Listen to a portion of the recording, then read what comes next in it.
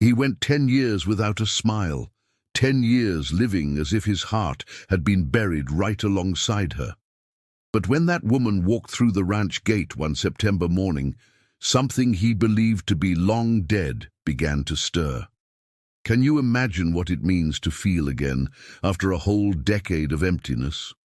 What it means when someone, simply by being who they are, reminds you that you are still alive. This story happened in the rugged countryside of Montana in September 1923. Before we continue, tell me something. Where are you watching from right now? Comment down below with your city and state. I love knowing that these stories reach so many different places. And if you love tales of true love, overcoming odds and deep emotion, subscribe to the channel and hit the bell icon so you don't miss a single video. Now, come with me, because this story is going to touch your heart from beginning to end. The Silent Valley Ranch lay 20 miles from the town of Oak Creek, nestled between rolling hills, covered in native grass and pine forests, that the north wind made whisper day and night. The name wasn't just poetic, it was literal. Anyone visiting the property for the first time felt the weight of that silence as if it were a tangible thing, something that pressed against the chest and made people speak in hushed tones without understanding why. Arthur Blackwood, owner of those prosperous 2,000 acres, was 42 years old in September 1923, but his face, marked by time and sorrow, made him look like he carried an extra decade. Tall, with broad shoulders from a lifetime of labor, a graying beard always trimmed with military precision, and blue eyes that were once vibrant but now seemed faded, like fabric left too long in the sun. He always wore the same dark clothes, thick cotton shirts, black denim trousers, and leather boots that struck the hardwood floors of the main house with a rhythmic, lonely sound. He woke every day at 5 in the morning, when the sky was still a dark grey mass sprinkled with stubborn stars. He washed his face with cold water from an enamel basin, shaved in silence, staring at his own reflection as if facing a stranger, and dressed methodically. He would go down to the kitchen, where Martha, the cook in her 60s, who had worked there since before the tragedy, already had steaming black coffee and homemade biscuits waiting. They exchanged few words. "Good morning, Mr. Arthur." "Good morning, Martha." Nothing more. He drank his coffee, standing up, looking out the window at the yard where the first rays of sun were beginning to gild the dirt ground. He ate the biscuit without interest, as if fulfilling an obligation. Then he went out to inspect the ranch, talking to the hands about the cattle, the south pasture fence that needed repair, the milking, the cornfield, the horses. He gave orders that were precise, fair, and never raised his voice. The men respected him, but they also feared him a little, not because he was cruel, but because there was a coldness in him, a distance that created an abyss between him and the rest of the world. Arthur hadn't always been this way. 10 years ago, in October 1913, he was a different man. He laughed out loud, rode horses at full gallop across the fields, just for the pleasure of feeling the wind on his face, played the guitar on full moon nights, and danced with his wife on the porch. Clara was her name. Clara Blackwood, born Clara Beatrice Miller, a merchant's daughter from town, 22 years old when they married. She had hair black as a raven's wing, dark eyes full of life, and a crystal-clear laugh that made the birds go quiet, just to listen. Arthur loved her with an intensity that scared even him. When Clara got pregnant in their second year of marriage, Arthur thought his chest couldn't contain his happiness. He renovated an entire room in the house to be the nursery, painted the walls pale blue, ordered a hand-carved wooden crib from the city, and bought wool blankets and tiny clothes that Clara spent hours admiring. He talked to her belly every night, telling stories about the ranch, the horses, and how he would teach their son to be a good and just man. But life has a cruel way of snatching away happiness just when it seems most solid. Labor began on an October dawn, when autumn was already cooling the air and a fine rain fell endlessly. The midwife was called Mrs. Gable, an experienced woman who had brought half the region's children into the world. But from the start, something was wrong. Clara screamed with pain beyond the normal. The baby wouldn't descend, and the hours dragged on. Arthur paced the living room, hands trembling, praying to the Almighty and every saint he knew. When dawn broke, bringing a grey and cold light, Mrs. Gable came out of the room, her face covered in sweat and wearing an expression Arthur would never forget. She didn't need to speak. He knew. He entered the room and saw Clara lying on the bed, pale as the wax of the candles still burning in the corners, lips blue, eyes closed. The baby, a perfect little boy, was wrapped in a sheet beside her, also motionless, also silent. Arthur didn't cry in that moment. He didn't scream. He didn't break anything. He simply stood beside the bed, looking at the wife and son he would never know, and something inside him died along with them. Something essential, something that made him human.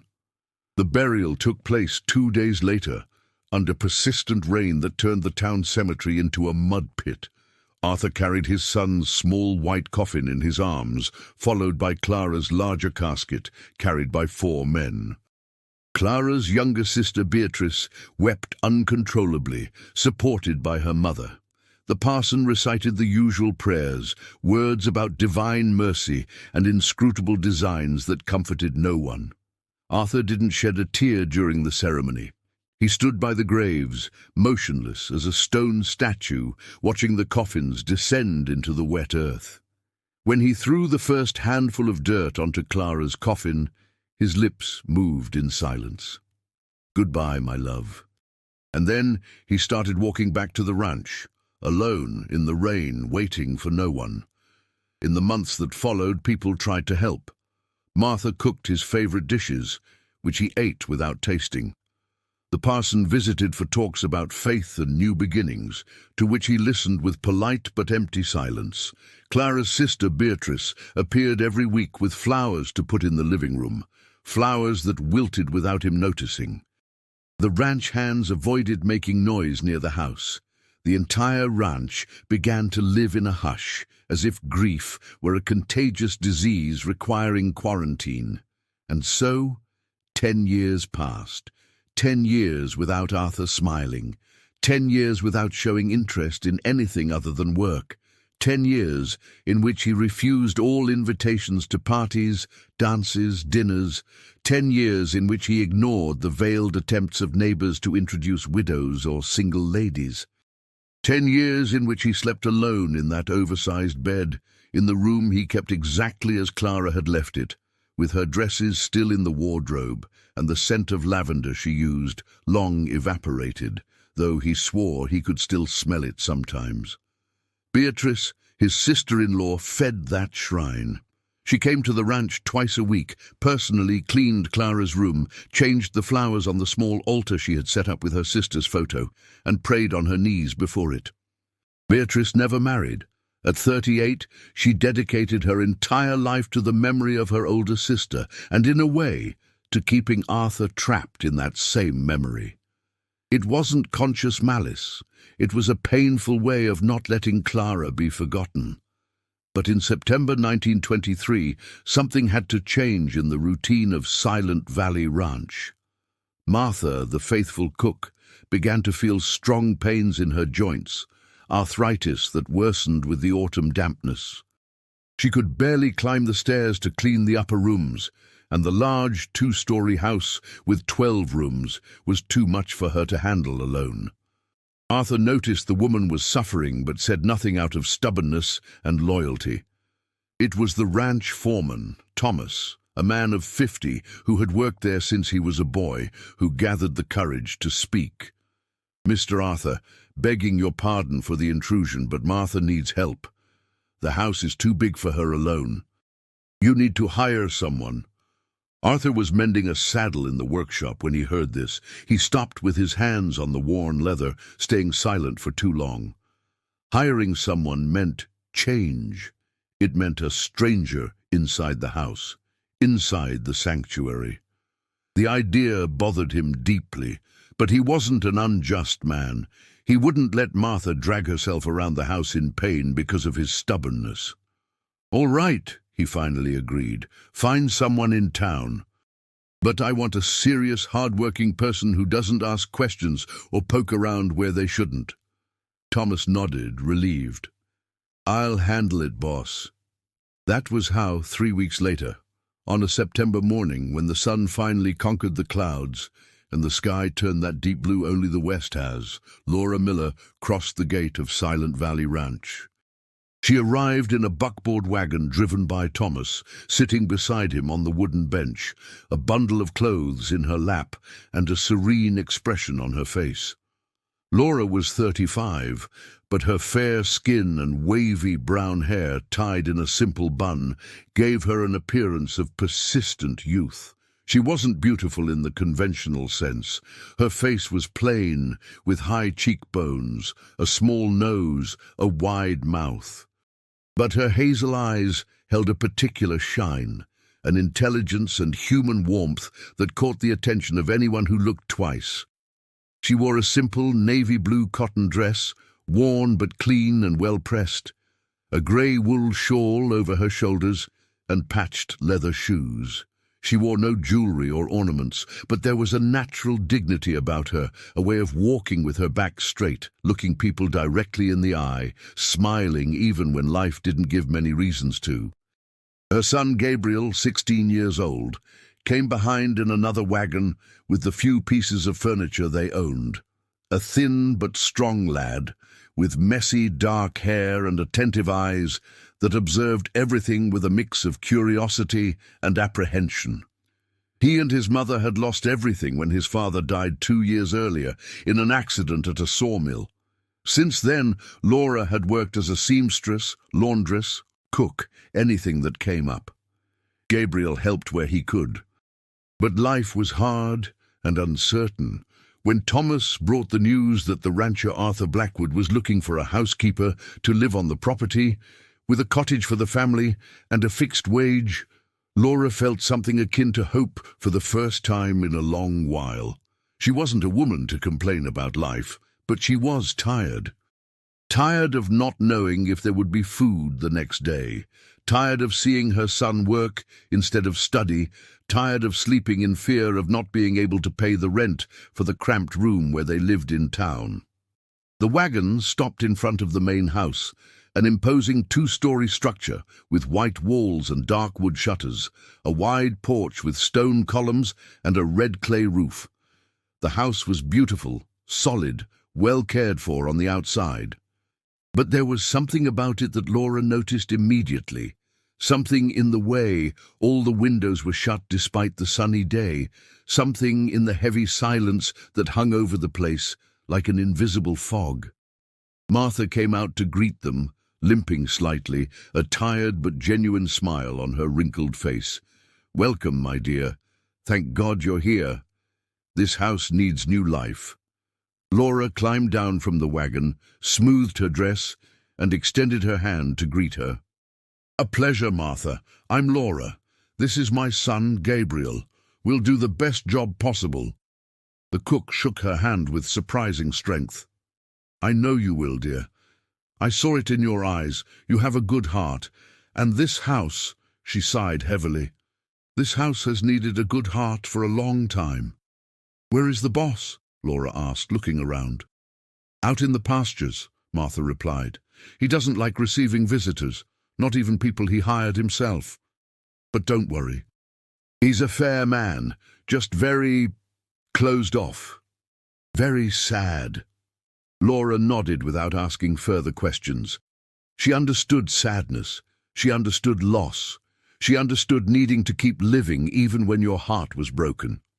Martha showed them the house, the spacious kitchen with a cast-iron wood stove, a large solid wood table, shelves full of copper pots, the pantry full of supplies, the dining room with a table for 12 that clearly hadn't seen guests in years, the living room with heavy rosewood furniture, faded Persian rugs, a stone fireplace with old ashes, and the stairs leading to the upper floor where the bedrooms were.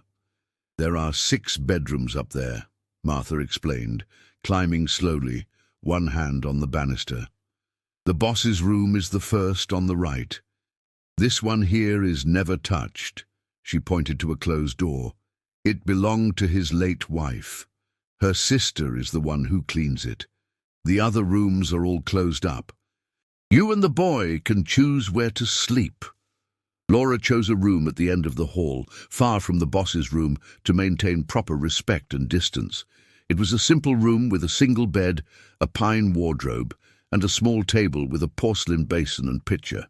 The window looked out to the back of the property, where one could see the abandoned vegetable garden, the chicken coop, and further on, the green pastures stretching to the foothills.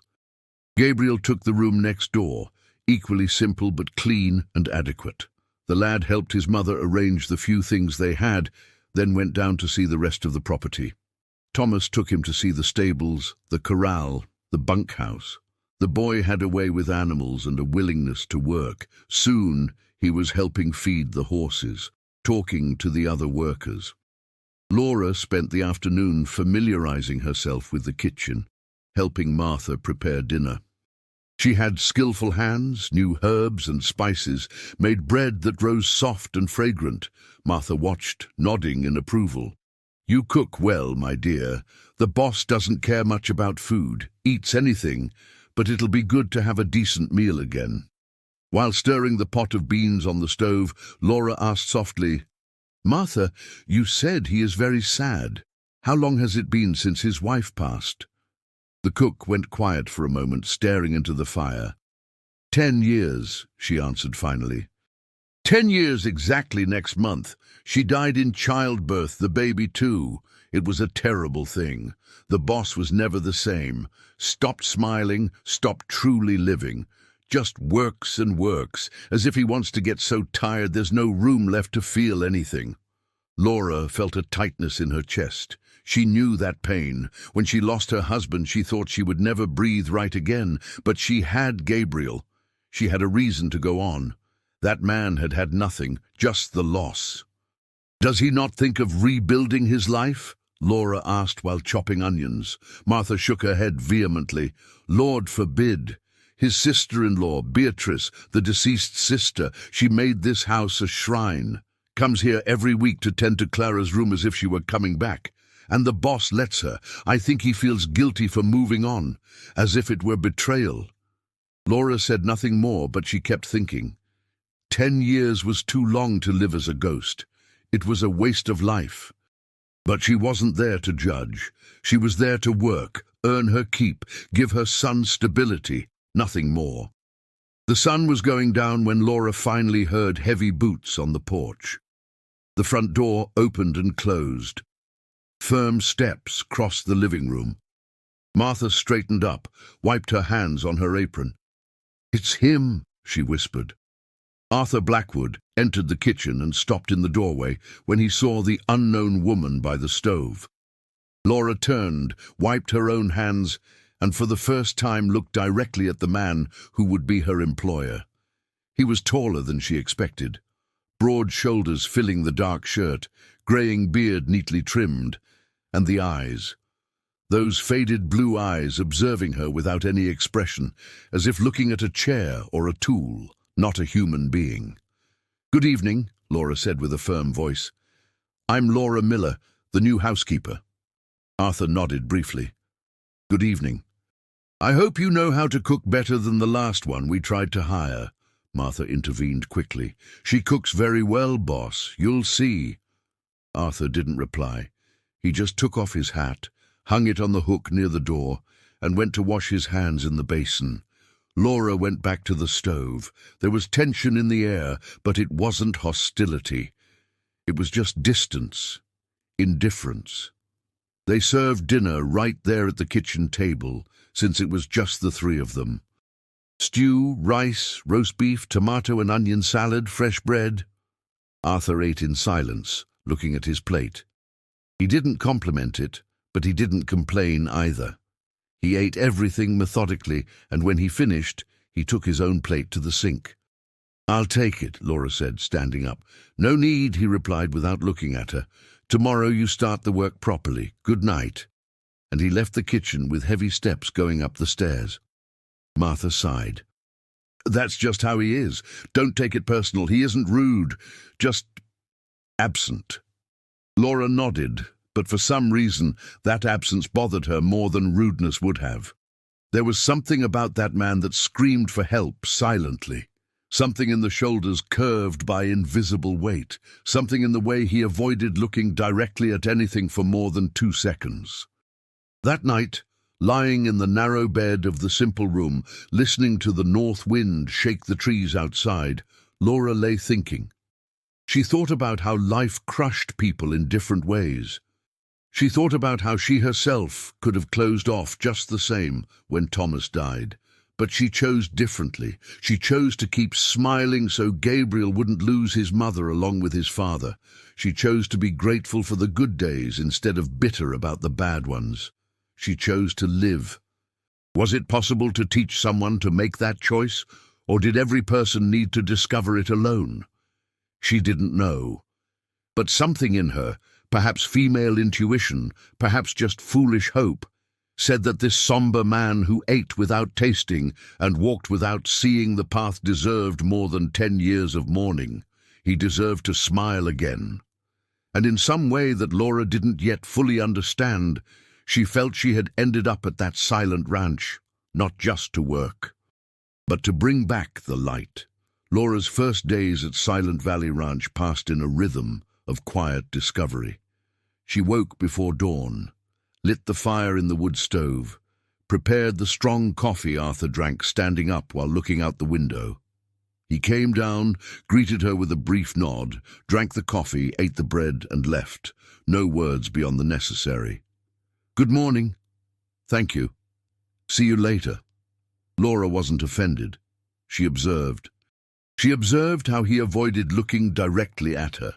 She observed how his shoulders were always tense, as if carrying an invisible weight.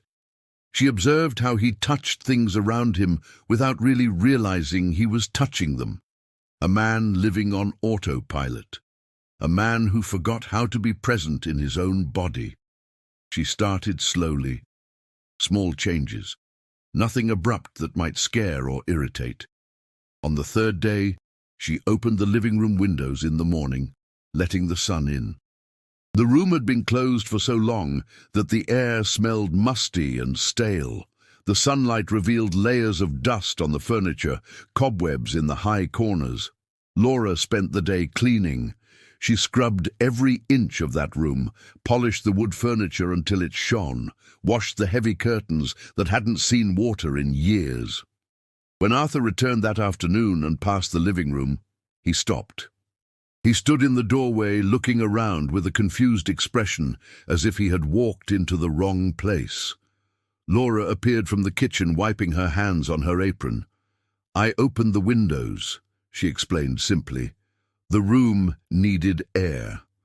Arthur didn't answer immediately. He looked at the open windows, the gleaming furniture, the swept floor. Something passed through his eyes. Annoyance, maybe. Or perhaps recognition that the house had become a mausoleum, and now someone was trying to bring it back to life. "All right," he finally said. "Just don't touch the room at the end of the hall upstairs." "I won't touch it," Laura promised. He nodded and went up to his room. But that night, during dinner, she noticed he looked at the living room lit by candles as he passed.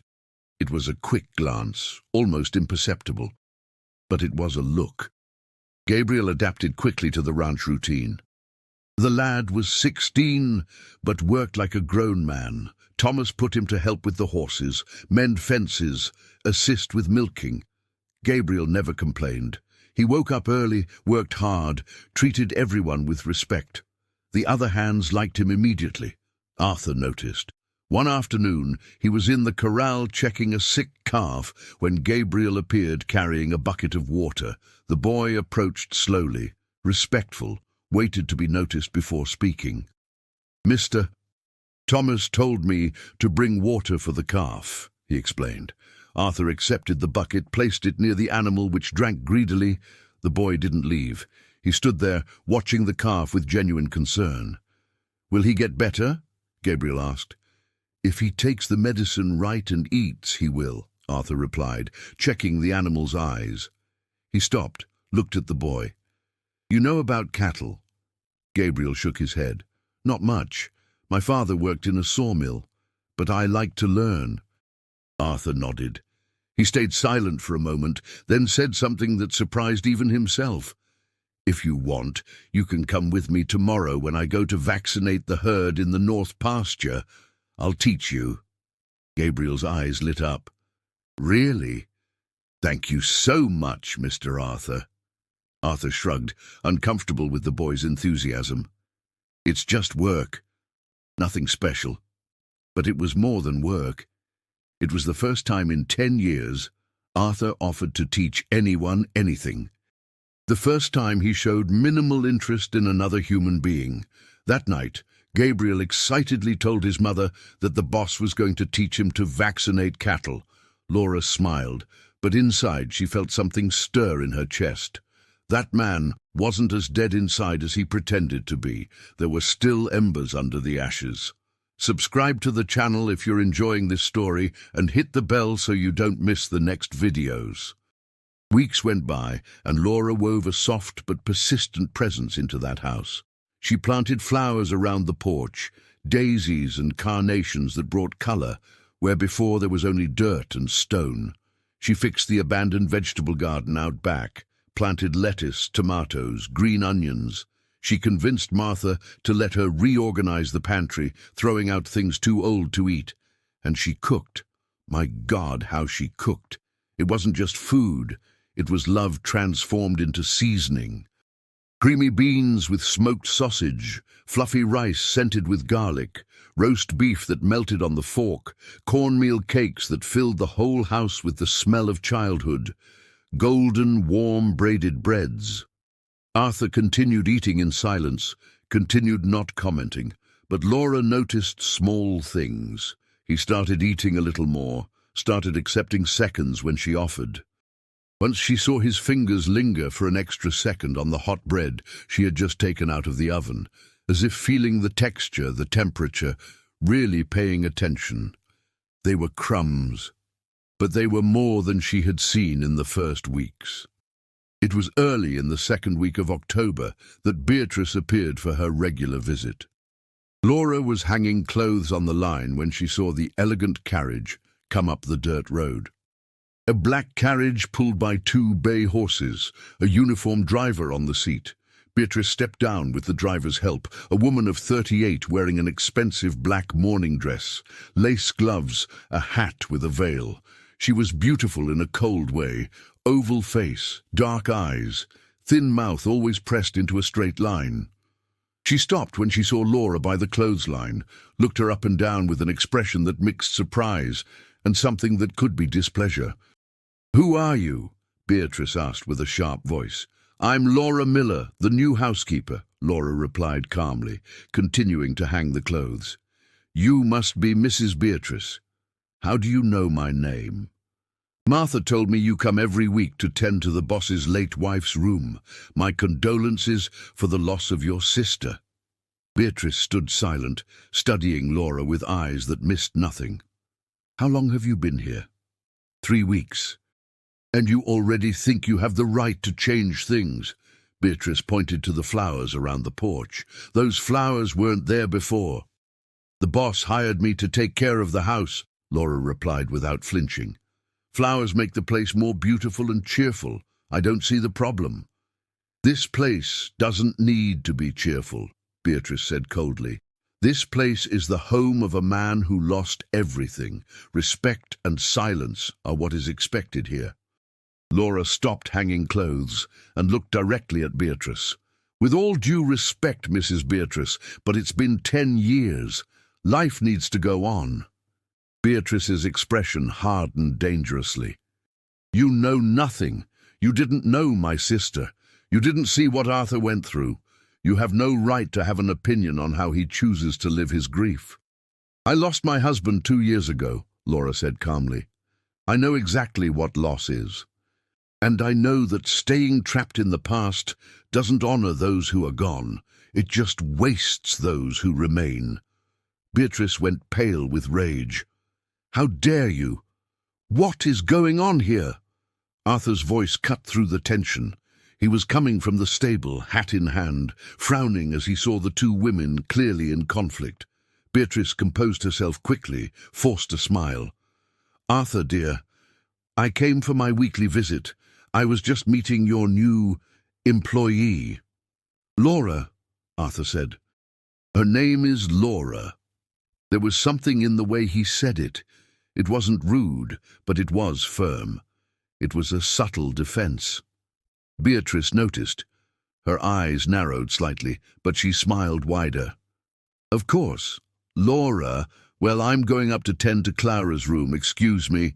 She passed Laura without looking, went up the porch steps, and entered the house with a dramatic rustle of skirts.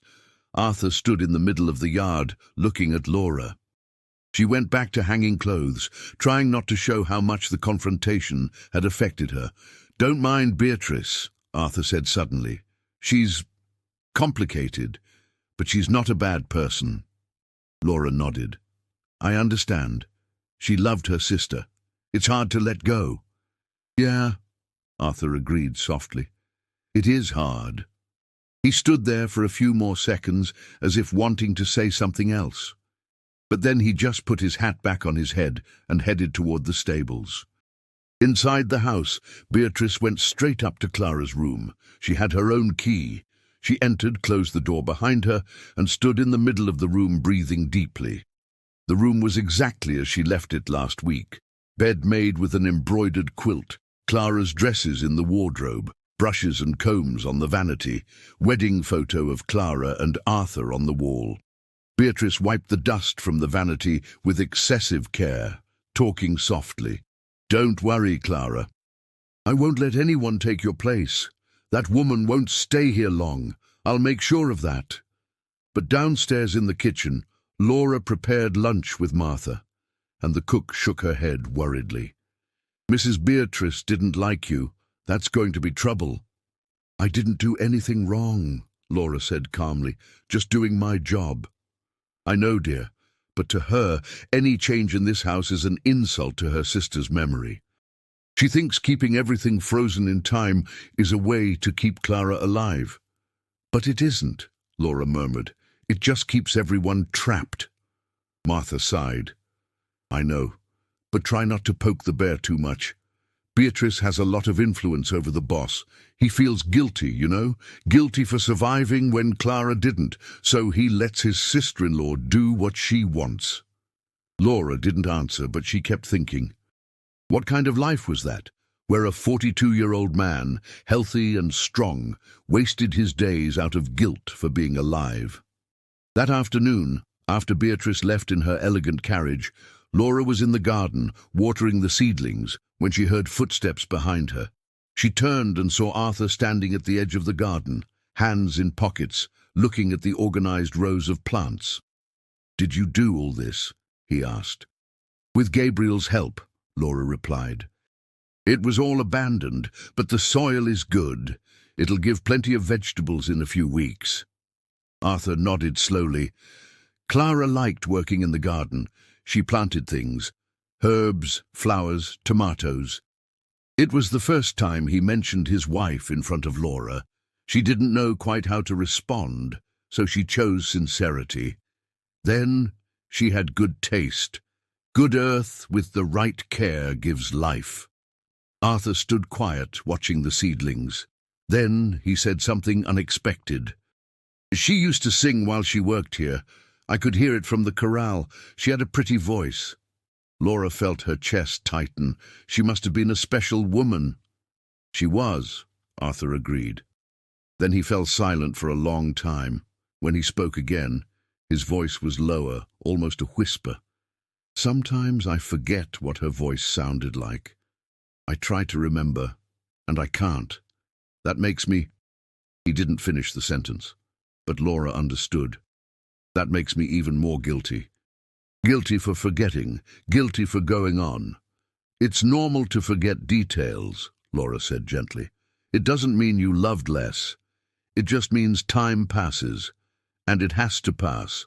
Otherwise, we get stuck in a place that doesn't exist anymore." Arthur looked at her then. Really looked. It was the first time his faded blue eyes fixed on her for more than 2 seconds.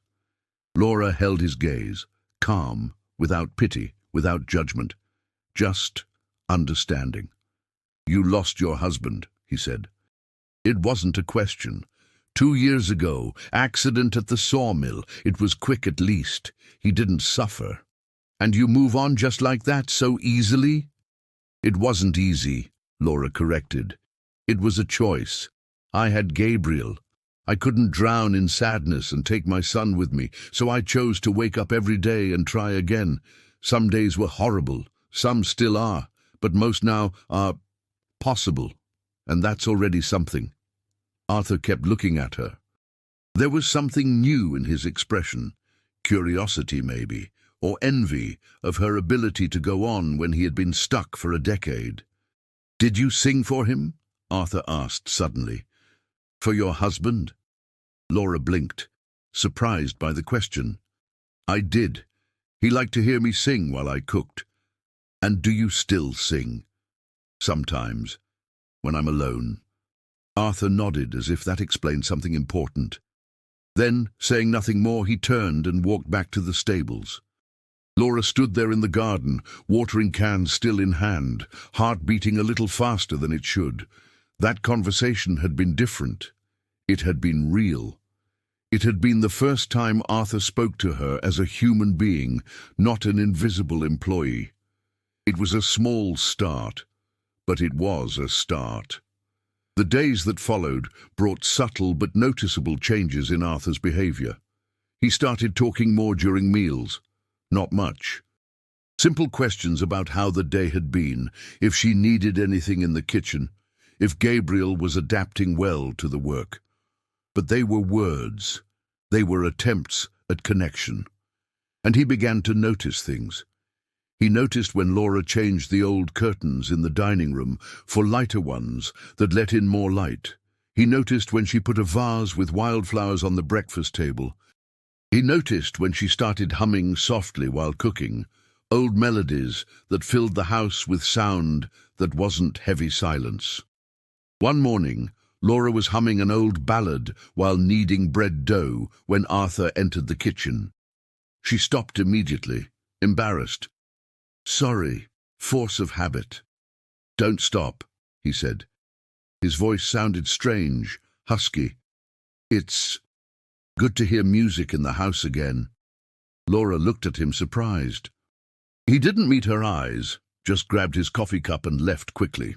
But his ears were slightly red. Martha, who had witnessed the scene, smiled at Laura. "My dear, I think you're managing it." "Managing what?" Laura asked, pretending not to understand. "Melting the ice," the cook replied. "Little by little, but it's melting." Laura shook her head, but secretly, a part of her hoped it was true. It was in late October that Robert Vance appeared for the first time at Silent Valley Ranch. He was a neighboring rancher, owner of a property even larger than Arthur's, a breeder of thoroughbred horses. A man of 50, well-groomed grey hair, trimmed mustache, expensive clothes. Widower for 3 years, childless, lonely in a house too big. He arrived on horseback one sunny afternoon, claiming to be passing by and wanting to discuss buying some head of cattle. Arthur received him politely but without warmth. The two men had known each other for years, did occasional business, but weren't close. They were talking at the corral when Laura appeared bringing fresh water in a pitcher. "Mr. Thomas asked me to bring this," she explained. Robert looked at her, and something changed in his expression. He straightened his posture, tipped his hat politely. "And who is this charming lady?" "Laura Miller, housekeeper," Arthur replied before she could speak. He didn't know why, but he didn't like the way Robert looked at Laura. It was a look of interest, a look of a man seeing a woman as a possibility. "Pleasure, Mrs. Laura," Robert said with a wide smile. "Robert Vance, owner of the Santa Rita Ranch." "Pleasure," Laura replied politely, leaving the pitcher of water and turning to leave. "Do you live here on the property, ma'am?" Robert asked before she left. Yes, I do. I work here with my son. Ah, so you are a widow. I am. What a coincidence. So am I. It must be very hard for such a young and beautiful woman to live alone. Laura smiled politely but without encouragement. I don't live alone. I have my son and I have work. It's enough. Excuse me, gentlemen. She walked away with firm steps. Robert followed her with his eyes, clearly interested. What an interesting woman, he commented. Where did you find her, Arthur? In town. She needed a job. I needed a housekeeper. Widowed for how long? I don't know. None of my business, Arthur replied dryly. About the cattle. How many head do you want? Robert realized the subject was closed, but as they continued talking business, his eyes returned now and then to the house where Laura had disappeared. When Robert finally left, Arthur stood in the middle of the yard with a strange sensation in his chest. It was discomfort. It was irritation. It was something he hadn't felt in so long he almost didn't recognize it. It was jealousy. He shook his head, trying to shake off the ridiculous feeling. Laura was an employee, nothing more. If another man was interested in her, it wasn't his problem. She was free. He had no right to feel anything about it. But the discomfort remained for the rest of the day. That night, during dinner, Arthur asked suddenly, "Did Robert Vance bother you in any way?" Laura looked at him surprised. "No." "Why?" "He asked questions about you." "He did, but he wasn't rude. Just curious, I imagine. He's a widower, rich, looking for a wife." Laura put down her fork slowly, looking at Arthur with an expression he couldn't decipher. "And do you think I should be interested?"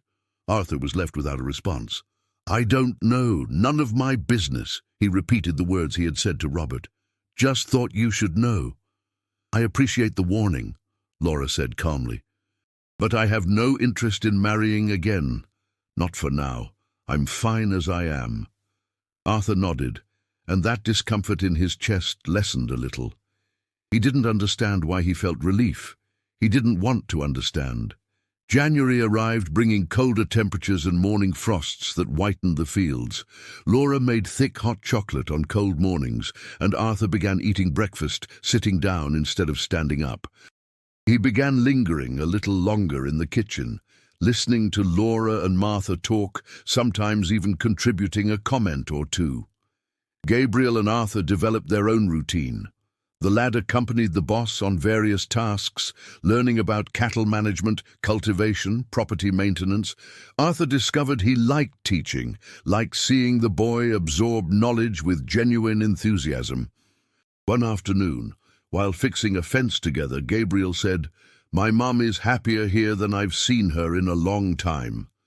Arthur hammered a nail before replying, "It's a good place to work."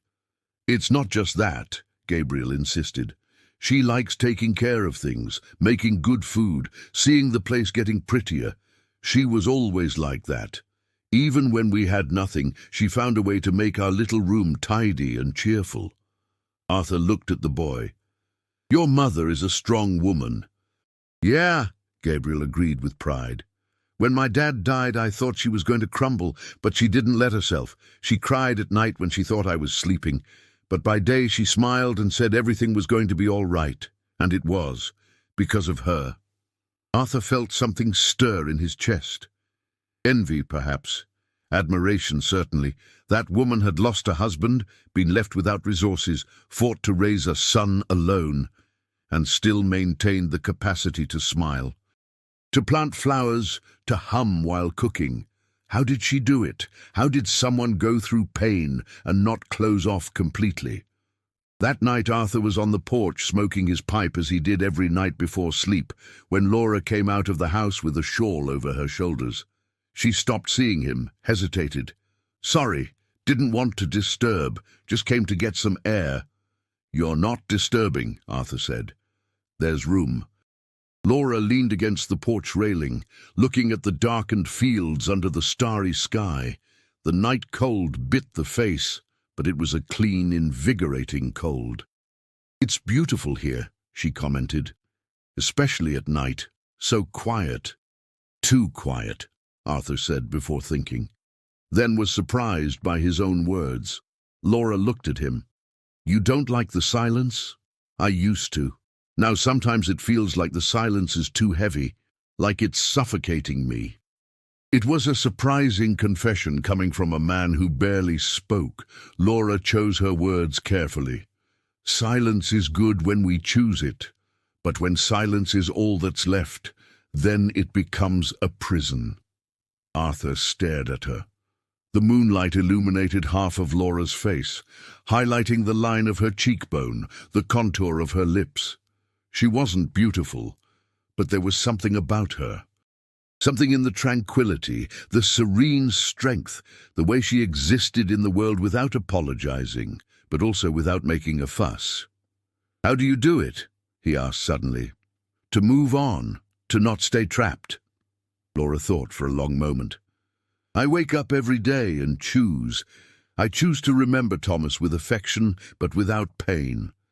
I choose to be grateful for the time we had, instead of bitter for the time we lost. I choose to plant flowers, even knowing I'll have to watch them die in winter, because seeing them alive in spring is worth the pain of winter." And she looked straight at him. "We only get this one life, Mr. Arthur. Just one. Wasting it living in the past doesn't bring anyone back. It just ensures two people got lost, instead of one." The words hit Arthur like a punch to the gut. He was breathless for a second, because she was right. He knew she was right. Clara was dead. The son he never knew was dead, and he was wasting every day God still gave him, living as if he were also in the grave. "Do you think I'm betraying her?" Arthur asked softly. "If I move on?" Laura shook her head firmly. "I think she would be sad seeing you like this. No one who truly loves wants to see the loved one trapped in suffering. We want those who stay to be happy. It's the last gift we can give." Arthur felt his eyes sting. He hadn't cried since the funeral. 10 years without a tear, but now he felt the lump in his throat, the pressure behind his eyes. "I don't know if I can," he admitted. "I don't know if I remember how." Laura smiled then, a soft, gentle smile, without pity. "No one remembers at the start. We relearn, one day at a time." And she put her hand on his arm for a brief second. "Good night, Mr. Arthur." She went into the house, leaving him alone on the porch. Arthur stood there for a long time, the sensation of her touch still burning through his shirt sleeve. That simple touch, that small gesture of comfort, was the first time in 10 years anyone had touched him with real kindness. And Arthur realized with a mix of terror and something resembling hope that he wanted to feel that touch again. But in the following weeks, Beatrice intensified her visits. She started coming 2-3 times a week instead of just one. And she always found a way to criticize something Laura had changed in the house. The new curtains were inappropriate. The flowers on the table were an unnecessary exaggeration. The food was too seasoned. Arthur finally lost his patience one afternoon when Beatrice complained loudly in the living room about Laura daring to clean the library. "Beatrice, enough," Arthur said tiredly. "She works here. It's her job to clean and care for the house." But Arthur," Beatrice protested, "this woman is changing everything. She's erasing Clara." "She isn't erasing anyone," Arthur replied firmly. "She is cleaning a house that became a museum, and I am tired of living in a museum." Beatrice went pale. "How can you say that? After everything you and Clara—" "Clara died 10 years ago," Arthur interrupted her. His voice wasn't loud, but it carried weight. 10 years, Beatrice, and I spent every day of those 10 years honoring her memory. But Laura is right. This isn't life, it's waste, and I can't do it anymore." Tears filled Beatrice's eyes. "You're falling in love with her, with that woman." Arthur froze. "No," he started to say, but the denial died in his throat. Because was it true? He didn't know. He couldn't name what he felt, but he felt something. He felt it when Laura entered the room. He felt it when he heard her laugh. He felt it when she looked at him in that calm and understanding way. Beatrice saw the hesitation and sobbed. You're going to replace my sister with some housekeeper." "No one replaces anyone," Arthur said more gently now. "Clara will always be part of me, always. But I can't keep living like a ghost. It's not fair to me, and it wouldn't be what Clara wanted." Beatrice took her handkerchief, wiped her eyes. "I just don't want her to be forgotten. She won't be, I promise." Beatrice stayed silent for a long time. Finally she nodded, a small movement of her head. "Then I will reduce the visits, if that's what you need." And she looked at him with deep sadness. "I just hope you know what you're doing, Arthur." When she left, Arthur went up to Clara's room. He stood at the door for the first time in months. Usually he avoided passing even near it. But now he opened the door and entered. The room was spotless, preserved as a shrine. But for the first time, Arthur looked around and didn't feel Clara's presence. He felt only absence, emptiness, a past that insisted on staying when it should have moved on. He approached the wedding photo on the wall. Clara smiling radiantly in her white dress, him beside her young and happy. It had been so long. It seemed like a different life, a different person. "I will always love you," he whispered to the photo. "Always. But I need to go on. I need to live again. Please forgive me for this." There was no answer, of course, but in the silence of the room, Arthur felt something, perhaps imagination, perhaps wishful thinking.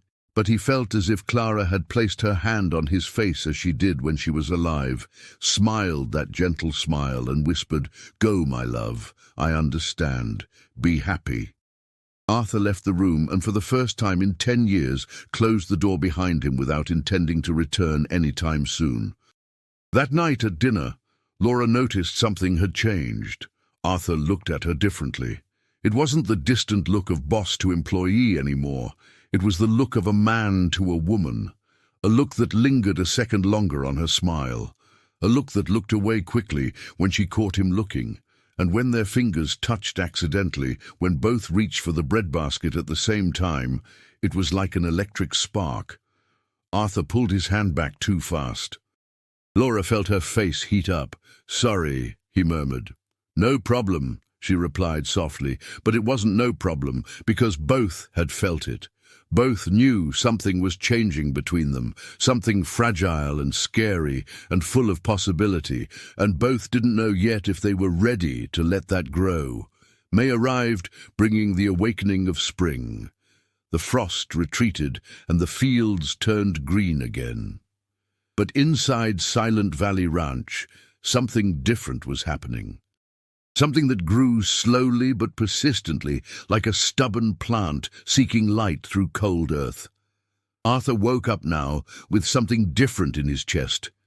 It wasn't that crushing weight that accompanied him for 10 years anymore.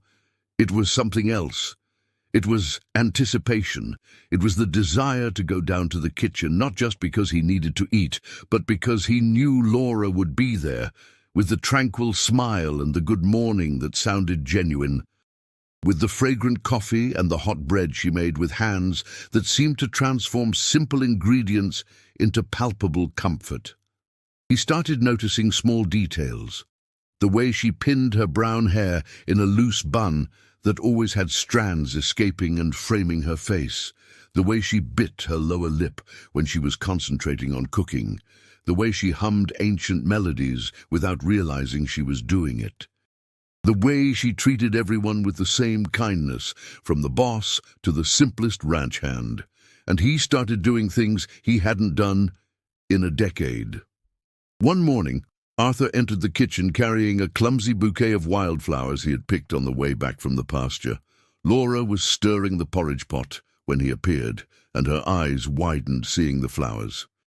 "Thought maybe you'd want to put them on the table," Arthur said awkwardly, extending the bouquet as if offering something dangerous. They aren't very pretty, but they are beautiful, Laura interrupted him, taking the flowers carefully. Thank you. I'll put them in a vase right now. Their fingers brushed in the transfer, and again that spark, that heat that had nothing to do with the stove fire. Arthur pulled his hand back quickly, cleared his throat, murmured something about checking the horses, and left in a hurry. Martha, observing everything from the corner of the kitchen, grinned broadly. "That man is lost," she commented, shaking her head. "Lost for good." Laura pretended not to hear, but her cheeks were flushed and her hands trembled slightly while arranging the flowers in the vase. She wasn't a fool. She knew what was happening. Felt the tension in the air every time they were in the same room, felt the way his eyes followed her when he thought she didn't notice, felt her own heart speed up when she heard his boots hitting the wooden floor, announcing his arrival. But she was afraid. Afraid of misreading signals, afraid he was just being kind to an employee, afraid of confusing gratitude with something more. And more than anything, afraid of giving in to this feeling and discovering that on the other side there was nothing but loneliness. Because she was falling in love. She couldn't deny it anymore. She was falling in love with that somber man who was slowly rediscovering how to smile, with that man who treated her son with patience and respect, with that man who carried such deep pain, but was trying, really trying to come back to life. The days that followed were a careful dance of approach. Arthur started staying longer in the kitchen after dinner, talking about small matters, the weather, the cattle, plans for spring. But his eyes said other things. His eyes said things his mouth didn't have the courage to pronounce yet. One especially chilly night, Laura was in the living room trying to light a fire in the fireplace, but the wood was damp and refused to catch. Arthur appeared in the doorway, watched for a moment, then knelt beside her. "Let me try," he offered. They stayed side by side, very close, while he rearranged the wood and used dry kindling to finally make the flames catch. The fire crackled alive, illuminating both faces with dancing golden light. Arthur turned his head to comment something about the wood and realized how close Laura was.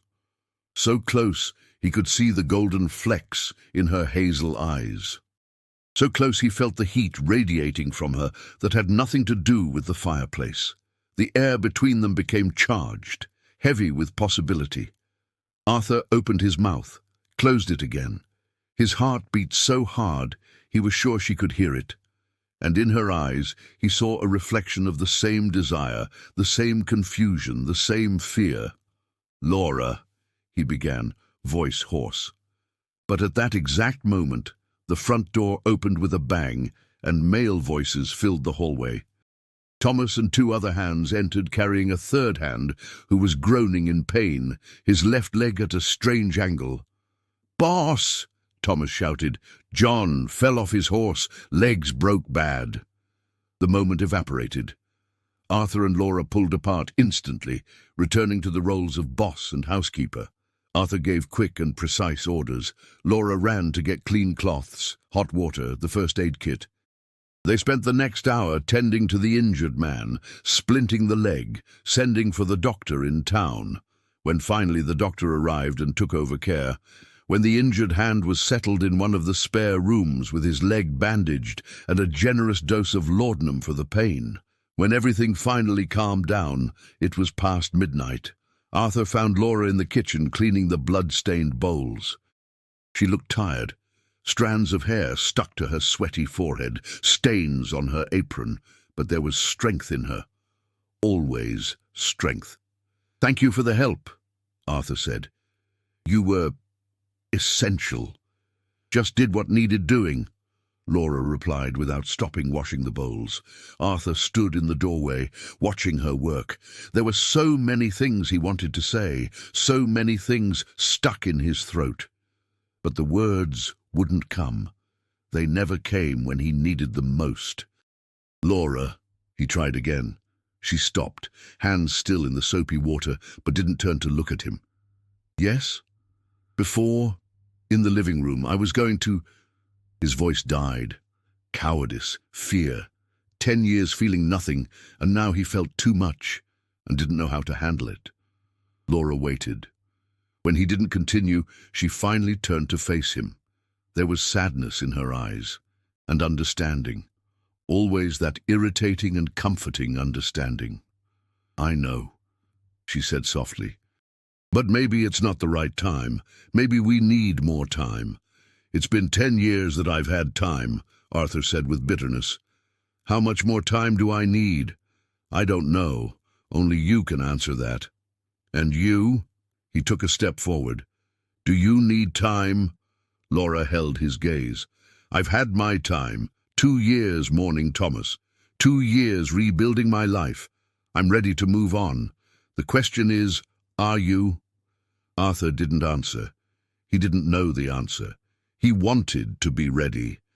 Oh God, how he wanted to. But there was still that weight in his chest, that voice in his head that sounded suspiciously like Beatrice saying moving on was betrayal. Laura saw the internal struggle stamped on his face, gave a small, sad smile. "Good night, Mr. Arthur. Get some rest. Tomorrow is another day." She walked past him and went up to her room, leaving him alone in the kitchen with turbulent thoughts and a heart that finally, after a decade frozen, hurt as it beat. The following days were strange, tense. Arthur and Laura avoided each other subtly, polite but superficial conversations. No more lingering looks, no more hands brushing accidentally, as if both had been scared by the intensity of what almost happened and now retreated to safe territory. Gabriel noticed. The lad wasn't stupid. He saw how his mother was too quiet, how she sighed looking out the window. Saw how the boss was even surlier than usual, working to exhaustion, as if trying to run from something. One afternoon, while working together fixing the chicken coop roof, Gabriel gathered courage. "Can I ask a personal question, Mr. Arthur?" Arthur hammered a nail before answering. "You can. Do you like my mother?" The hammer almost slipped from Arthur's hand. He went completely still, looking at the boy who stared back with seriousness beyond his age. Arthur started, stopped, sighed deeply. "Why are you asking that?" "Because I see how you look at her, and I see how she looks at you, and both of you act like it's a crime to feel something." Arthur climbed down from the roof, needing firm ground under his feet for this conversation. Gabriel climbed down after him. "It's not that simple," Arthur said finally. "I was married. I loved my wife. When she died, I thought I died too. And now—" "Now you're finding out you didn't die," Gabriel completed, "that you're still alive, and that scares you." "How are you so young and understand so much?" Arthur asked, with something like admiration. "I watched my mother go through it, saw her fight the guilt of wanting to be happy again after my dad died. She thought it was betrayal. But it isn't. My dad would have wanted her to be happy, just like I bet your wife would have wanted too." Arthur sat on the bench near the coop, suddenly tired. "My sister-in-law, her sister, doesn't think so." "My mother isn't your wife's sister. She is herself, and you aren't obligated to stay trapped in the past just because someone wants you to." The boy's words were simple but hit deep. Arthur looked at Gabriel, this 16-year-old boy who had more wisdom than many adults. "Your mother raised you well." "She did the best she could," Gabriel said proudly. "And she deserves someone who sees how special she is, someone who takes care of her the way she takes care of everyone." He paused. "I think you're that someone, but only if you let yourself be." "What if I'm not good enough?" Arthur asked quietly. "What if I can't make her happy?" "You already do," Gabriel replied. "I see it in her eyes. She's happier here, working on this ranch, being near you, than she's been anywhere else in the last 2 years. Only she's afraid too. Afraid of not being loved back, afraid of being alone again. Do you understand?" Arthur understood, because he felt exactly the same thing. That night, he couldn't sleep. He lay staring at the ceiling of his room, thinking about Clara and the love they had, thinking about Laura and what he was feeling. They were different things. It wasn't betrayal. Clara had been the love of youth, intense and pure. Laura was different. It was the love of someone who knows pain, who has lost, who chooses to love again precisely because they know how rare and precious it is. When dawn finally broke, Arthur made a decision. He went down to the kitchen earlier than normal. Laura was already there, as always, preparing coffee. She looked surprised to see him. "Good morning. Are you all right? You're up early." "I need to speak with you," Arthur said. His voice came out firmer than expected. Laura tensed immediately.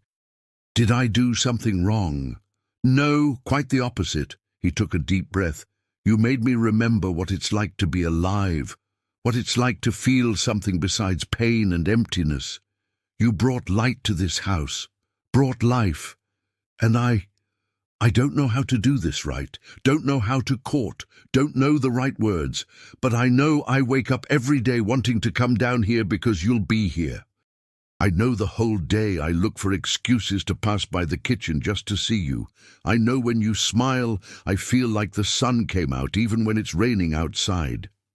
Laura had tears in her eyes, hands over her mouth.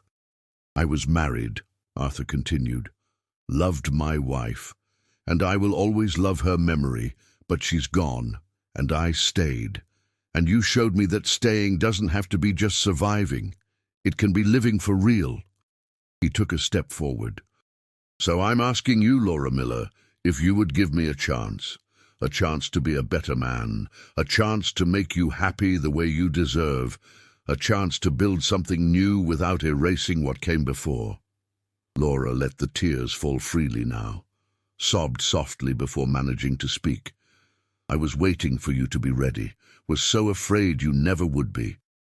"I'm ready," Arthur said with conviction that surprised even him. "I'm ready because you showed me the way." And he opened his arms, a hesitant gesture, a vulnerable offering. Laura didn't hesitate. She crossed the kitchen and threw herself into his arms, and Arthur held her as if she were a lifeline in a stormy sea.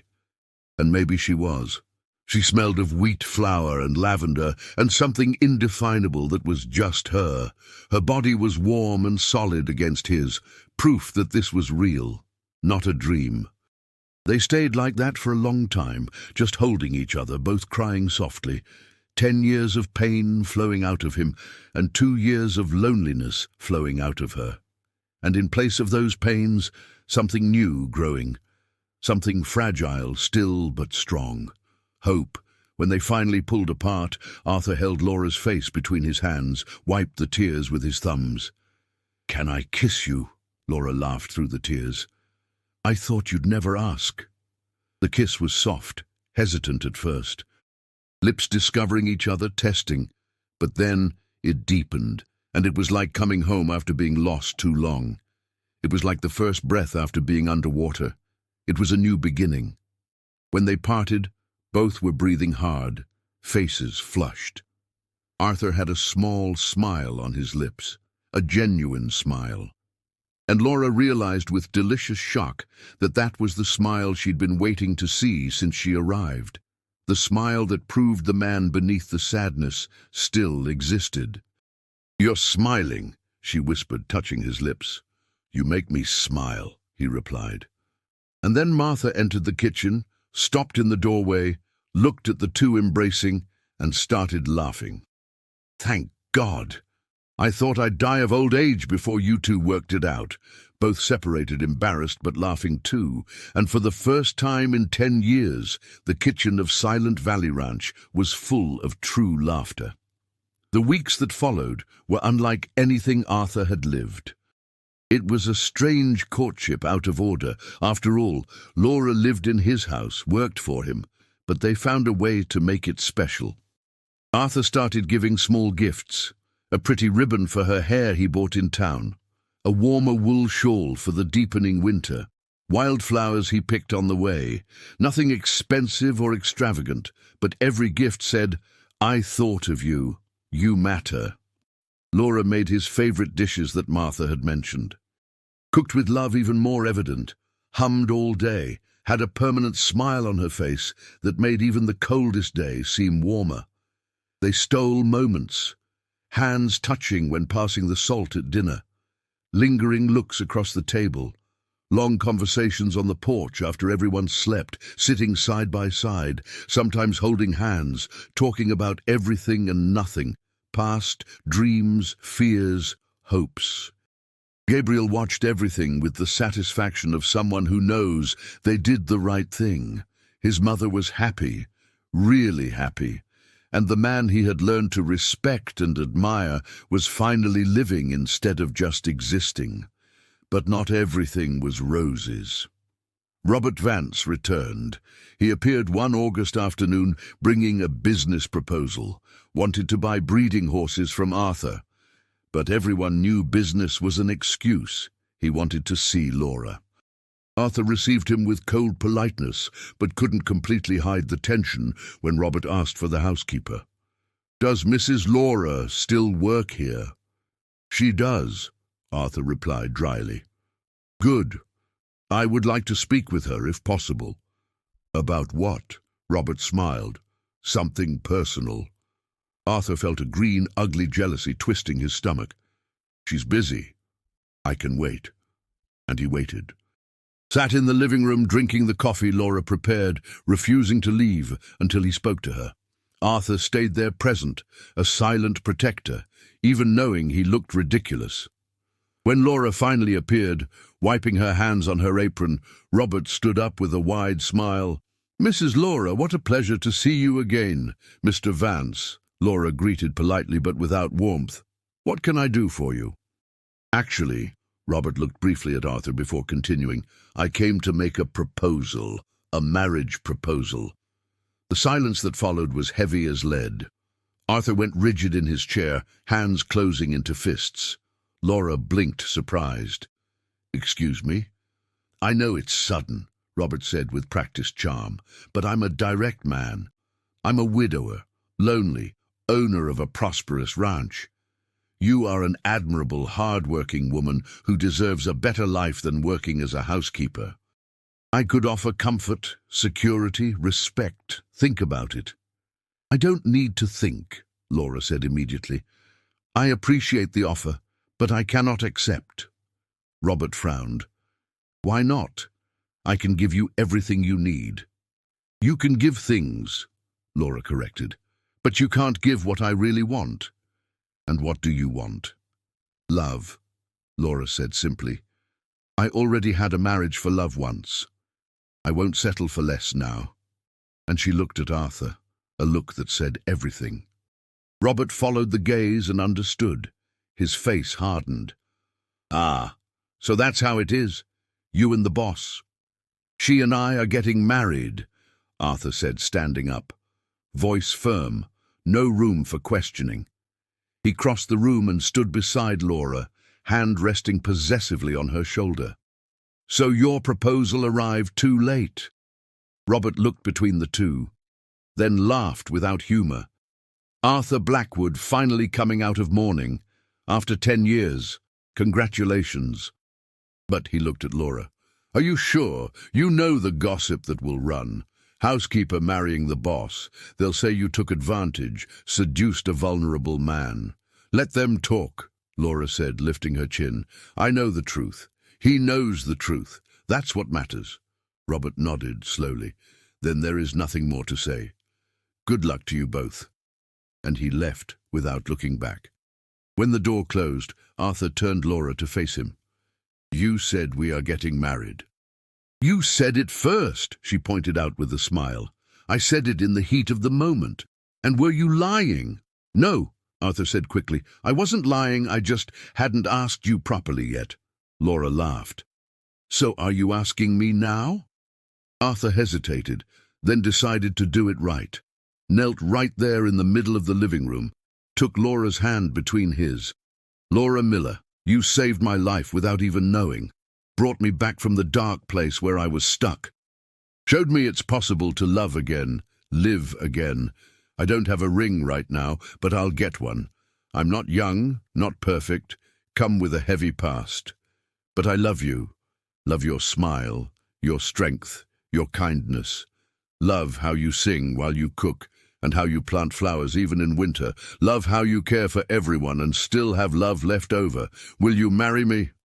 Laura was crying again, but they were happy tears. Pulled Arthur up. "Get up from there, man. You don't need to kneel for me," and kissed him deeply before whispering against his lips, "Yes, 1,000 times, yes. If you're liking this story, leave a like and share it with someone you love." The news of the engagement spread fast. Martha cried with joy and hugged them both. The ranch hands congratulated Arthur with genuine smiles. Gabriel hugged his mother tight and whispered, "I'm happy for you, Mum. You deserve this." But there was one person who needed to know. One person whose reaction Arthur feared more than any other. Beatrice. Arthur went personally to her house in town, entered the parlor where she was embroidering, always in black, always in mourning. She looked up and knew immediately by his face that something had changed. "You're going to marry her," Beatrice said. It wasn't a question. "I am," Arthur confirmed, "and I came to tell you personally because you deserve respect. You were faithful to your sister's memory. You helped me honor Clara all these years, but the time has come to move on." Tears ran down Beatrice's face. "You're going to forget her." "Never," Arthur said with conviction. "Clara will always be part of me, was my first love, mother of the son I never knew. She shaped who I am, but she's gone, and Laura is here, and I love her. In a different way, but no less true." Beatrice sobbed. "I just don't want Clara to be forgotten." Arthur knelt in front of her, took his sister-in-law's hands. "She won't be, I promise. I'll tell my future children about her, about how kind and joyful she was, about how she sang, about how she would have been a wonderful mother. Her memory will live on, but I need to live too." Beatrice looked into his eyes for a long time, finally nodded, a small movement of her head. "I just want you to be happy, Arthur. That's what Clara would have wanted. And if that woman makes you happy, then I accept." Arthur hugged his sister-in-law and both wept. Wept for Clara, wept for the baby who never lived, wept for the 10 lost years, but also wept in relief, because finally, they were letting go. The wedding was set for May, when spring began to awaken the sleeping earth. Simple in the small town church, only close friends and ranch workers. Laura didn't have a wedding dress, didn't have money to buy one, but the women of the town got together and made one for her. Simple white cotton dress with lace cuffs and collar, modest but beautiful. Arthur bought a new suit, the first in 10 years that wasn't black. It was navy blue, a color Laura said made his eyes look prettier. On the morning of the wedding, Arthur woke up with a strange feeling in his chest. Took a moment to identify it. It was happiness, pure happiness, without guilt, without mixed pain. Just the joy of a man about to marry the woman he loves. He visited the cemetery before the ceremony, knelt in front of Clara's grave, cleared the leaves that had fallen on the headstone. "Today, I'm getting married again," he said softly, "to a woman named Laura. She is strong, Clara, strong the way you were. She brought me back, made me remember what it's like to live." And he wiped a lone tear. "I will always love you, always, but I need to go on, need to be happy again. I hope you understand. I hope you approve." The wind blew softly through the cemetery trees, and Arthur chose to believe it was an answer. It was a blessing. The ceremony was simple, but moving. Laura entered the church on Gabriel's arm, beautiful in the simple dress, wild flowers in her hair. Arthur waited at the altar, and when he saw her, he smiled wide, genuine, without reservations. And several people in the church wiped tears because it was the first true smile they saw on Arthur Blackwood in 10 years. The parson conducted the ceremony. When it was time for the vows, Arthur took Laura's hands and spoke from the heart. "Laura, I was lost in the dark, and you were the light, was frozen and you were the warmth, was dead inside, and you brought me back to life. I promise to love you, respect you, protect you all the days I have left. Promise to make you smile. Promise to plant flowers with you and sing even off-key. Promise to build a new life without forgetting the past, but without staying trapped in it. Promise to be the man you deserve. Laura was crying, but smiling too. Arthur Blackwood, when I arrived at that silent ranch, I didn't know I would find not just work, but a future. You showed me it's possible to love again, that it's possible to choose happiness. I promise to be by your side in good harvests and plagues. In springs and winters, promise to fill our house with laughter and light. Promise to honor your past because it made you who you are. And promise to build our future with all the love I have. The parson declared them husband and wife. Arthur kissed Laura right there in front of God and everyone, and the church exploded in applause. The party was at the ranch itself, in the yard decorated with colorful flags and flowers Laura and Gabriel had planted. There was abundant food prepared by Martha and other women from town. There was music, fiddle and accordion, and Arthur danced with his wife, spinning her around the yard, laughing when she stepped on his foot. Beatrice came, stayed in the corner at first, still in black, still mourning. But when Laura invited her to dance a waltz, she accepted. And when they hugged at the end of the dance, Beatrice whispered, "Take care of him. He deserves to be happy." "I will," Laura promised, "and you deserve it too. Don't stay trapped, Beatrice. Clara wouldn't want that." Beatrice didn't answer, but there was something new in her eyes, something like hope. Gabriel danced with his mother, and there were tears in his eyes. "You look beautiful, Mom, and so happy. I haven't seen you like this since before Dad died." "I am happy," Laura confirmed. "And you, my son? Are you okay with all this?" "More than okay. Mr. Arthur is a good man. He'll take care of you, and he takes care of me too, teaches me things, respects me. It's like having a father again, different but good." Laura hugged her son tight. "Your father is proud of you from up there. I know he is." When night fell and the party ended, when guests went home and the ranch returned to silence, Arthur led Laura by the hand to the room that would now be theirs. He had completely emptied the room, changed the furniture, painted the walls a new color. There was nothing of Clara there anymore. It was a total fresh start. Laura looked around, then looked at her husband. "Are you sure?"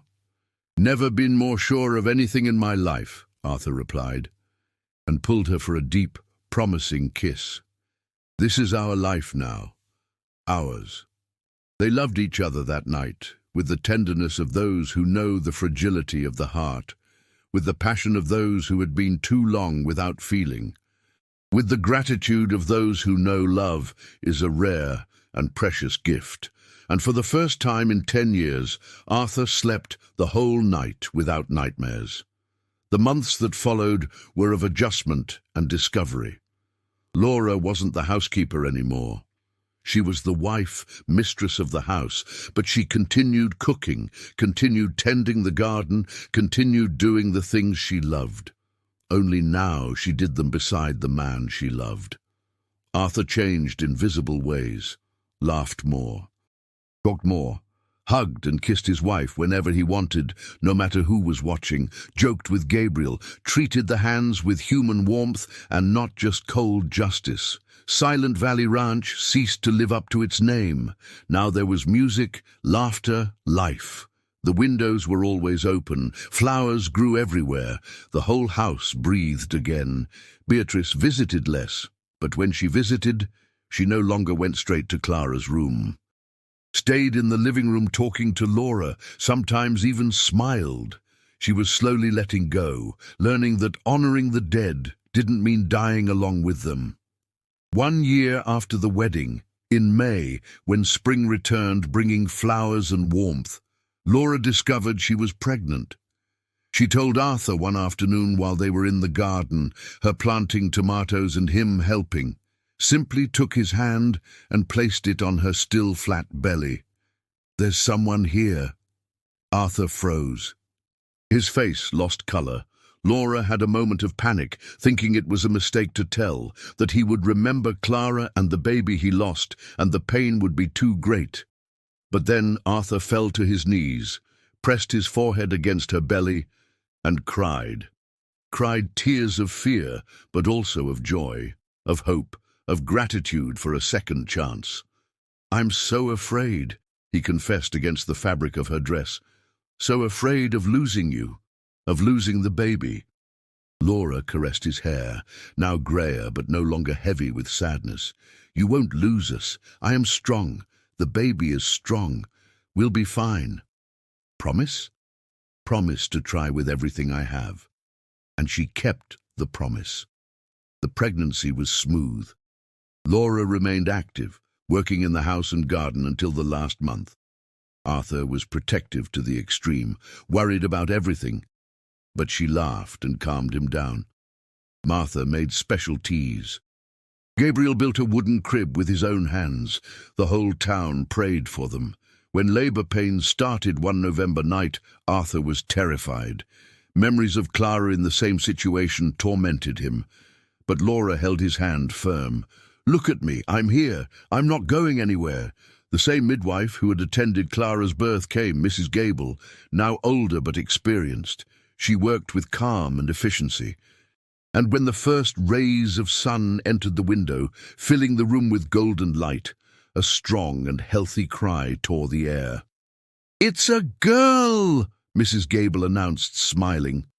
Arthur was beside Laura, holding her hand so tight it left marks later. But now he looked in wonder at the small bundle the midwife placed in Laura's arms. A perfect baby, pink, eyes closed, fists clenched. "She's perfect," Laura whispered, exhausted but radiant. "Are you okay?" Arthur asked with trembling voice. "Both of you? Are you okay?" "We're okay," Laura confirmed, and placed the baby in his arms. Arthur held his daughter for the first time, this tiny miracle, and something inside him healed completely. The wound he carried for 11 years finally closed. Didn't disappear, scars remain. But it didn't hurt anymore. It was just part of who he was. "What shall we call her?" Laura asked. Arthur thought, then smiled. "Helena. It means light, and she brought light." "Helena Blackwood," Laura tested the name. "Perfect!" Gabriel entered the room, now a young man of 18, strong and responsible, looked at his little sister in his stepfather's arms and grinned wide. "She's beautiful. And small." "You were like that too," Laura said, laughing. The years that followed were of fullness. Helena grew healthy and joyful, a girl with wavy brown hair like her mother and blue eyes like her father. At 3 years old, she already ran around the ranch, following Gabriel everywhere, helping or hindering Laura in the garden, sitting on Arthur's lap while he worked at the desk. Arthur was a dedicated and loving father, never missing a moment with his daughter. Every smile, every new word, every discovery was celebrated. He didn't allow the pain of the past to stain the joy of the present. Gabriel married at 20 a girl from town, and they built a small house on the property. He became the ranch foreman, Arthur's right hand, a true son in everything except blood. Martha aged peacefully, seeing the house she had served so long, finally full of life and love. She died in her sleep at 75, at peace, knowing her mission was accomplished. Beatrice finally took off the black at 45, met a widower in town, a quiet and kind teacher, and to everyone's surprise, married. Visited Arthur and Laura regularly, and there was peace in her now. She had kept Clara's memory in her heart, but let the grief go. And Arthur Blackwood, who had been a living dead man for 10 years. Arthur who didn't smile, didn't feel, didn't live. This Arthur was unrecognizable. At 50, he was a happy man.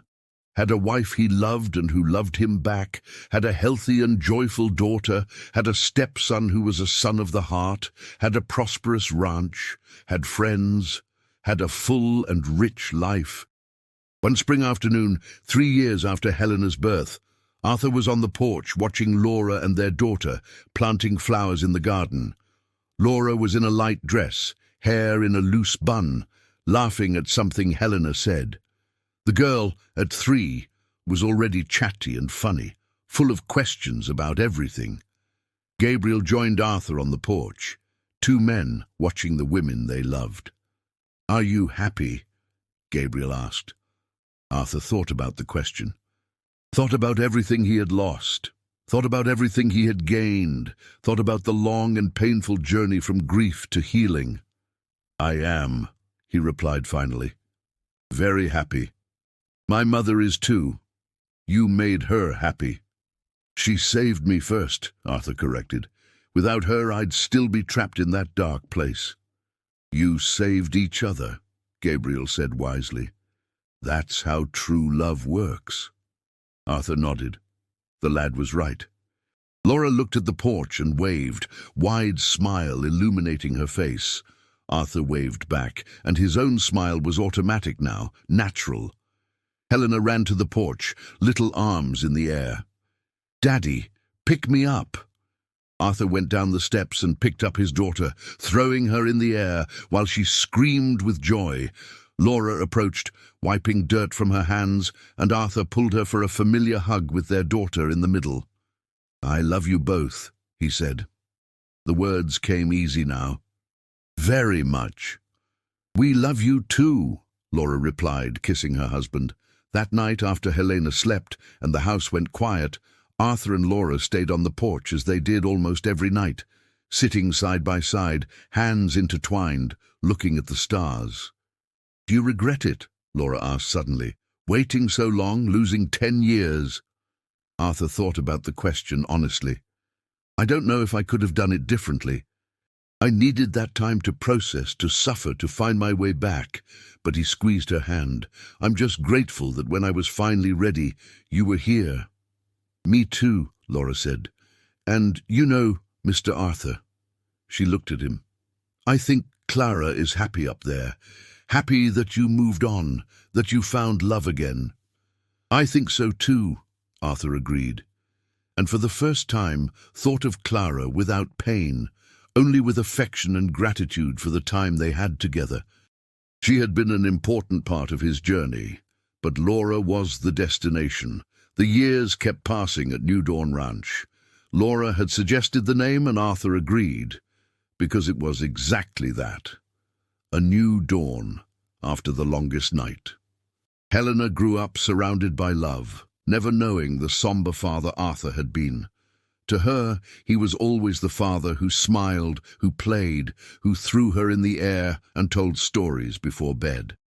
The father who taught her to plant flowers with her mother, who took her riding in the fields, who comforted her when she cried and celebrated every small achievement. Gabriel had children of his own, and Arthur became a grandfather. Held the grandchildren with the same tenderness he held his own daughter, marveled by the second, third chance life gave him. And every spring, without fail, Arthur visited Clara's grave, brought fresh flowers, cleaned the headstone, stayed there for a few minutes in respectful silence. But they weren't visits of pain anymore. They were visits of peace, of gratitude for what was, of acceptance of what is.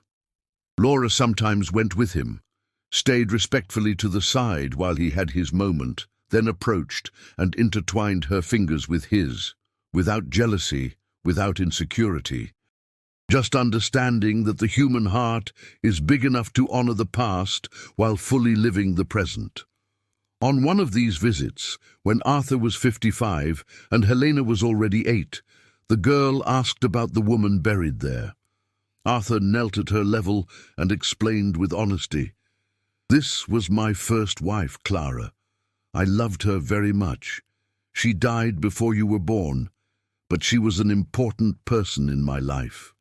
"Do you still love her?" Helena asked with innocent, childish curiosity. "I love her memory," Arthur explained, "but I love your mother in a different and equally true way. The heart isn't like a cup that fills up and spills over. It's like a garden that can always grow more." Helena thought about it, then nodded as if it made perfect sense, and placed her own small flower on the grave. "Hi, Mrs. Clara. Thank you for taking care of my daddy when he was younger.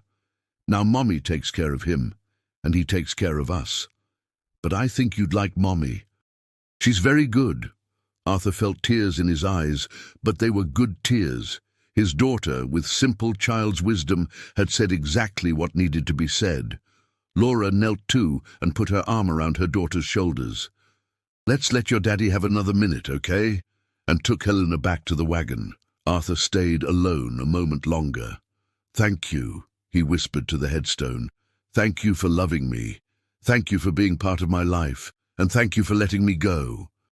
Because I know, deep in my heart, that you did, that you wanted me to be happy." And he smiled through the tears. "I am, Clara. I finally am." The wind blew soft through the cemetery, swaying the trees, and Arthur chose to believe it was a final embrace. It was a blessing. It was a goodbye in peace. He stood up, wiped the tears, and walked back to where his wife and daughter waited in the wagon. Laura reached out her hand and he took it, climbing up to sit beside her. Helena settled in her father's lap, small head resting on his chest. As they headed back home, the afternoon sun gilded the green spring fields.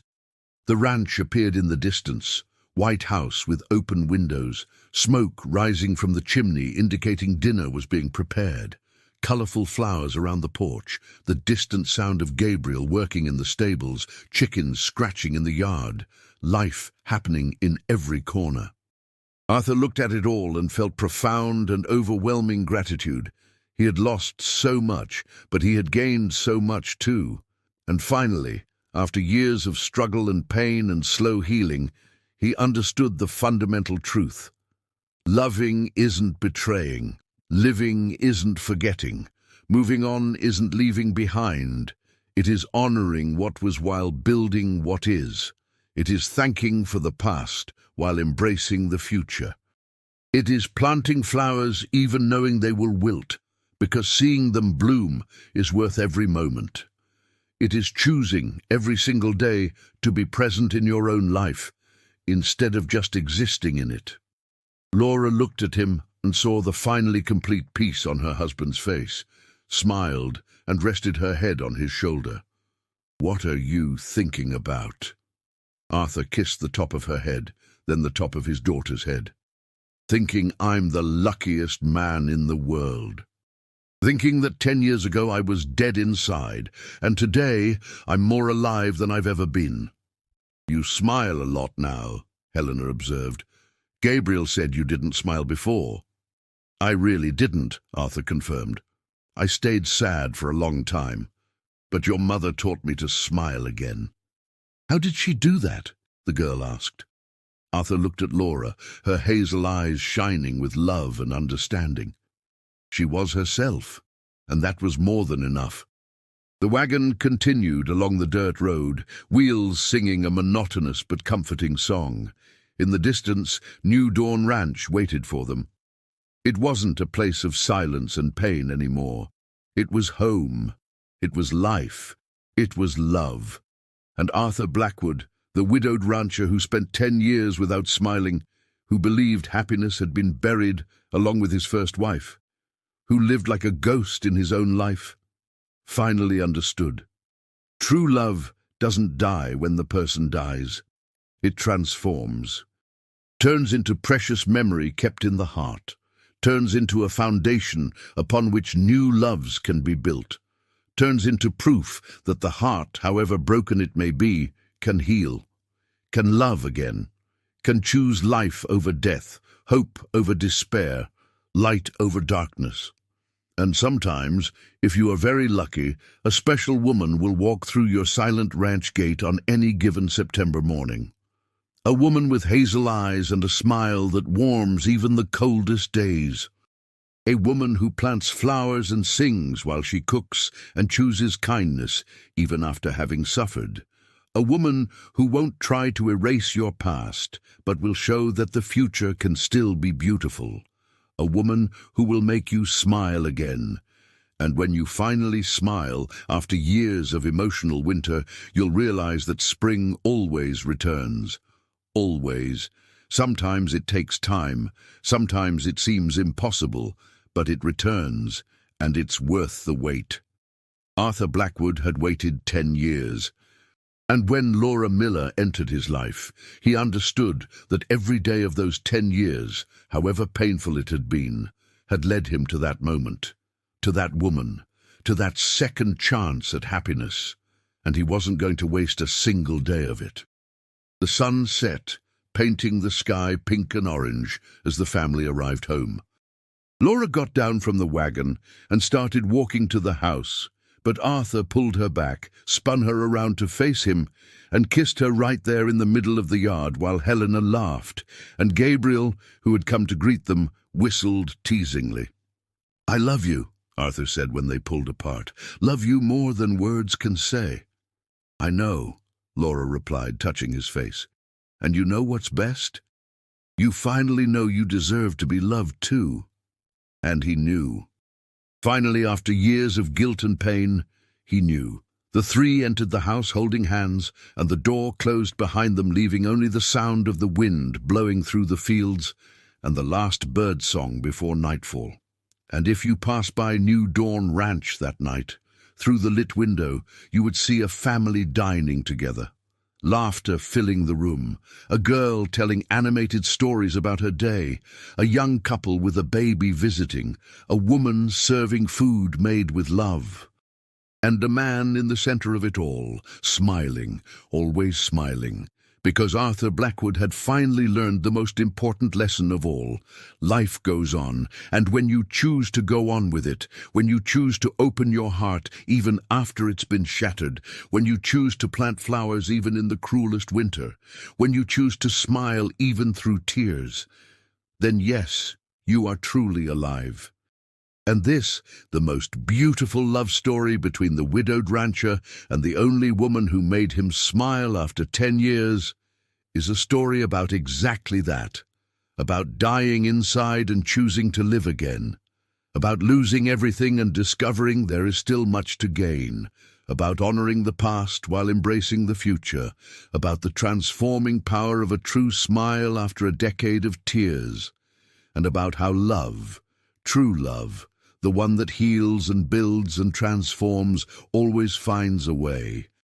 Always,